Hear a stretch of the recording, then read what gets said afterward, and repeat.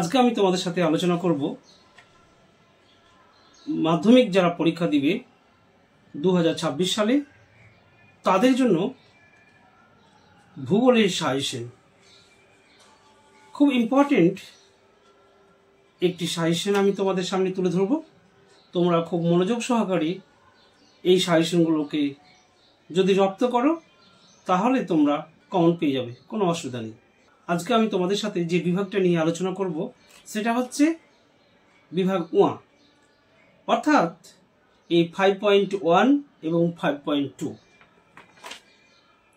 এই 5.1-এ দুটো অ্যান্সার করতে হবে তোমাদের, 5 নম্বর করে, 5 দুগুণে 10 নম্বর, এবং 5.2-এ তোমাদের করতে হবে দুটো, এতেও আছে 5 নম্বর করে, অর্থাৎ 5 দুগুণ 10। মোট 5.1-এ দুটো অ্যান্সার করতে হবে এবং 5.2-এ দুটো অ্যান্সার করতে হবে। এই 5.1-এ তোমাদের যে দুটো অ্যান্সার করতে হবে, এখানে মোট থাকবে 4টে কোশ্চেন। এই 4টে কোশ্চেন কি কি ইম্পর্টেন্ট সেগুলো তোমাদের সামনে আলোচনা করার জন্য আজকে এই ভিডিওটি আমার করা। দেখো, প্রথম যে কোশ্চেনটি 5.1.1-এ খুব ইম্পর্টেন্ট, যেটা পরীক্ষায় আসার সম্ভাবনা 99.99%। তোমরা দেখো, বায়ুর সঞ্চয় কার্যের ফলে গঠিত 3টি প্রধান ভূমিরূপ চিত্রসহ আলোচনা করো। অর্থাৎ বায়ুর সঞ্চয় কার্যের ফলে মোট 3টি ভূমিরূপকে তোমাদের সাথে চিত্রসহ অর্থাৎ ছবি সমেত আলোচনা করতে হবে। অথবা মধ্যগতিতে নদীর সঞ্চয় কার্যের ফলে গঠিত 3টি ভূমিরূপ। এই দুটো কোশ্চেন খুব ইম্পর্টেন্ট। এই দুটোর মধ্যে একটা আসবে বা দুটোই আসতে পারে, এটা নিশ্চিতভাবে বলা যায়। সুতরাং তোমরা এই দুটো কোশ্চেনকে খুব মনোযোগ সহকারে রপ্ত করবে। তারপর হচ্ছে কি 5.1.2, বায়ুমণ্ডল থেকে যে 5 নম্বরের খুব ইম্পর্টেন্ট অর্থাৎ গুরুত্বপূর্ণ যেটা কোশ্চেন, সেটা হচ্ছে শৈলক্ষ বৃষ্টিপাত কিভাবে সংঘটিত হয়, উপযুক্ত উদাহরণ সহ এবং চিত্র সহ বর্ণনা করো। যে শৈলক্ষ বৃষ্টিপাত হয় কিভাবে হয় সেই সম্পর্কে তোমাকে কি করতে হবে, চিত্র সহ বর্ণনা করতে হবে। অথবা ভূমধ্যসাগরীয় জলবায়ু অঞ্চলের অবস্থান এবং এই জলবায়ু অঞ্চলের প্রধান বৈশিষ্ট্যগুলি কি কি সেগুলো তোমাদেরকে আলোচনা করতে হবে। 5.1.3, এই কোশ্চেনটিও খুব ইম্পর্টেন্ট, যেটি আমি এখন বলতে চাইছি। পৃথিবীর নিয়ত বায়ু প্রবাহগুলির উৎপত্তি ও গতিপথ চিত্রসহ ব্যাখ্যা করো। এবার দেখো 5.1.4, যেটা নিশ্চিতভাবে বলা যায় তোমাদের পরীক্ষা আসবেই, এতে কোনো সন্দেহ নেই, মানে নিশ্চিতভাবে বলা যায়। সেটি কি? সেটি হচ্ছে সমুদ্র সৃষ্টির কারণগুলি এবং সমুদ্র স্রোতের প্রধান 5টি প্রভাব সংক্ষেপে আলোচনা করো। সমুদ্র সৃষ্টির কারণ এবং যে কোনো 5টি প্রভাব সংক্ষেপে আলোচনা করো। পরীক্ষায় আসবে এটা নিশ্চিতভাবে বলা যায়। সুতরাং 5.1-এ যে তোমাদের 4টি কোশ্চেন আসবে সেটি আমি আলোচনা করলাম। তার মধ্যে যে কোনো 2টি প্রশ্নের উত্তর তোমাদেরকে দিতে হবে। প্রত্যেকটা কোশ্চেনের মার্কস হচ্ছে 5 নম্বর, অর্থাৎ দুটো অ্যান্সার করতে হবে, 5 দুগুণ 10 নম্বরের। এবার চলে এসো তোমরা 5.2, এখানেও 4টা কোশ্চেন থাকবে, লিখতে হবে মোট দুটো, 5 দুগুণ 10, অর্থাৎ প্রত্যেকটা কোশ্চেনের মান হচ্ছে 5 নম্বরের, দুটো অ্যান্সার করতে হচ্ছে, তার 5 দুগুণ 10 নম্বরের।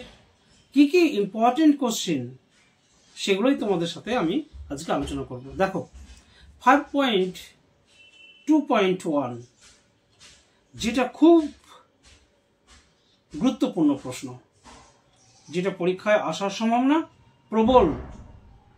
সেটি কি? উত্তর ও দক্ষিণ ভারতের নদনদীগুলির প্রাকৃতিক বৈশিষ্ট্যের পার্থক্য নিরূপণ করো। উত্তর এবং দক্ষিণ ভারতের নদনদীগুলির প্রাকৃতিক যে বৈশিষ্ট্যগুলো আছে সেগুলোর পার্থক্য নিরূপণ করতে বলছে।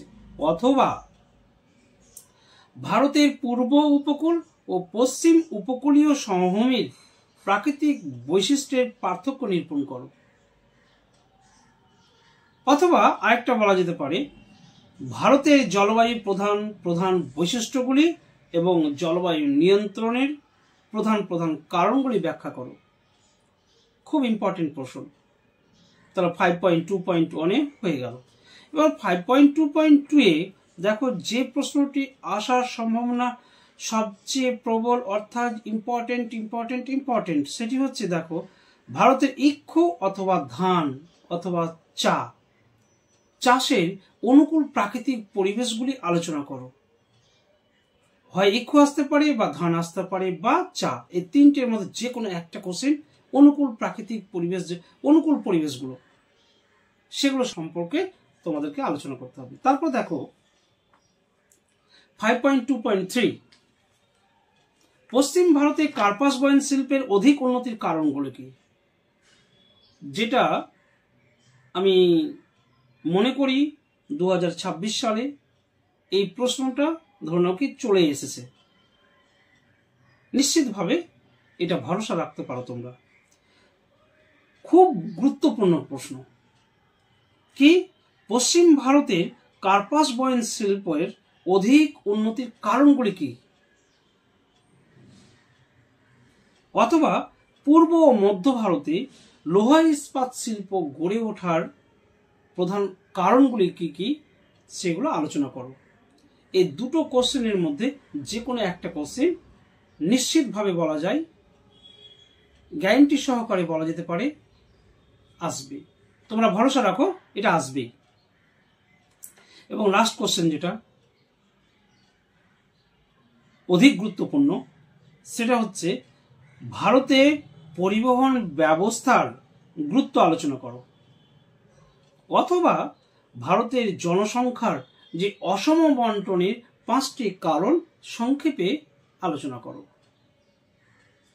তাহলে তোমাদেরকে আমি আজকে যে মূল সাজেশন, সেই সাজেশনগুলো দেওয়ার চেষ্টা করলাম। বিভাগ 5.1 থেকে দুটো প্রশ্ন অ্যান্সার করতে হবে, 5 × 10 নম্বরের। আর 5.2 থেকে দুটো প্রশ্ন অ্যান্সার করতে হবে 5 × 10 নম্বরের, অর্থাৎ 10 এবং 10 মোট 20 নম্বরের তোমাদের এই বড় প্রশ্নগুলো আজকে আমি আলোচনা করে দিলাম একবারে। That's final. মনোযোগ সহকারে এই প্রশ্নগুলোর উত্তর রপ্ত করো, দেখবে তোমাদের রেজাল্ট ভালো হতে বাধ্য। সুতরাং এর পরবর্তী ভিডিওতে আমি তোমাদের প্রত্যেকটা বিভাগ নিয়ে আলোচনা করব, যেগুলো খুব গুরুত্বপূর্ণ সেগুলো নিয়ে মূলত তোমাদের সাথে আলোচনা করব। নেক্সট ভিডিওতে তোমাদের সাথে দেখা হবে। ভালো থেকো, সুস্থ থাকো এবং এই চ্যানেলটি সাবস্ক্রাইব করে তোমরা পাশে থেকো। একে জিও চ্যানেলের পাশে থেকো, সাথে থেকো এবং দেখতে থাকো।